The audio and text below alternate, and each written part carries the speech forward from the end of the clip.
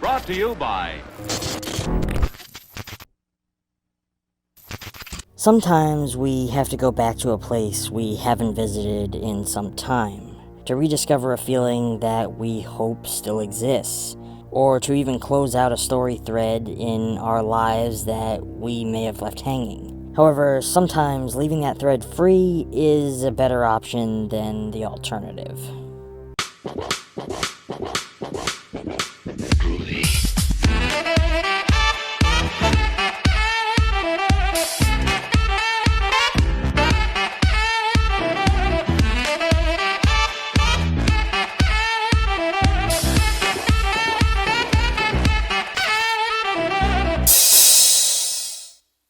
Hello friends and welcome back to ETF.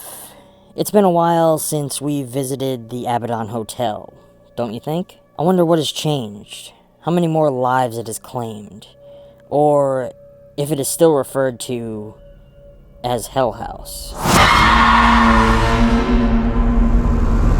Set 1 year after the events of House LLC 2, the hotel is on the verge of being torn down when it is purchased by billionaire Russell Wynn as the new home for his popular interactive show, Insomnia. He invites journalist Vanessa Shepard and her crew to record everything happening inside the hotel leading up to the performance, but they soon encounter a more nefarious plot, one that threatens to unleash a veritable hell on earth.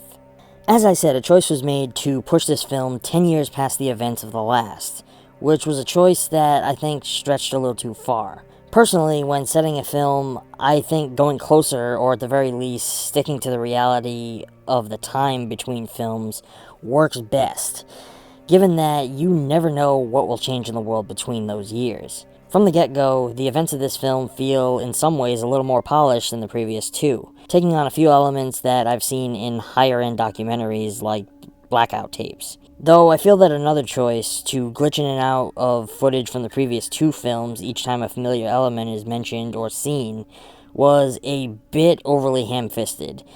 It's a tactic used to spoon-feed the audience and honestly treat us as if we are plain old stupid. The production quality throughout these films has remained very consistent, though the performances here aren't exactly perfect. Large sections of the dialogue in this one feel wooden and under-practiced, like they are just doing line readings or practice runs, lacking enough depth or any real emotion.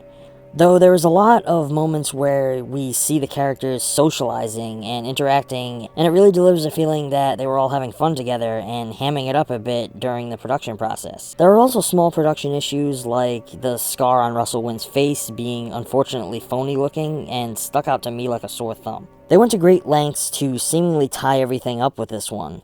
Our entire original casts of the other films make a return here in brief sequences that enforce the fact that they are trapped in this place where they lost their lives years ago.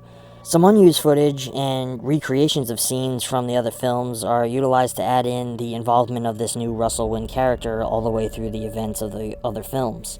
The attempt with these films seems to devote itself to pushing the core narrative further and further from the run-of-the-mill found footage plot with each installment, pushing the boundaries into bigger and more grandiose concepts, dealing with religion and Judeo-Christian mythologies.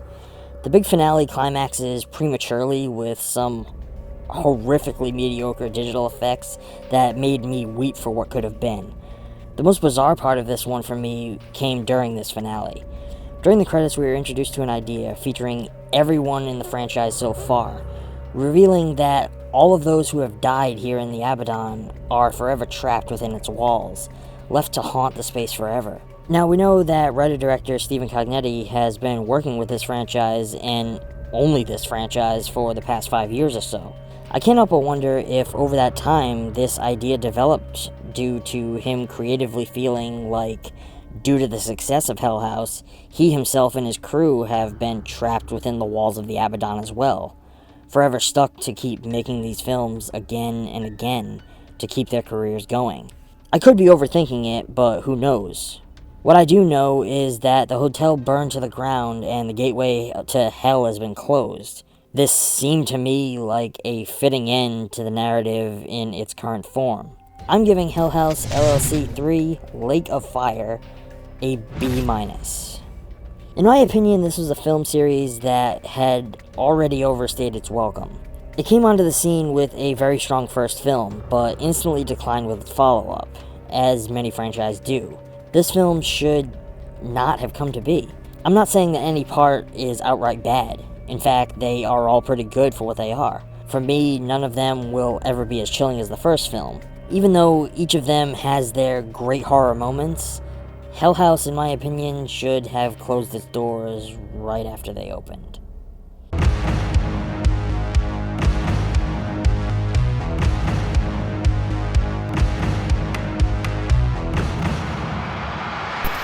If you enjoyed today's video, feel free to leave your thoughts down in the comments below. If you'd like to show your support for the channel, please consider checking us out on Patreon, where every pledge, no matter how small, goes right back into the channel, to help keep fresh content coming your way. As always, don't forget to subscribe, stay spooky, and I will catch you all next time. Thanks for watching.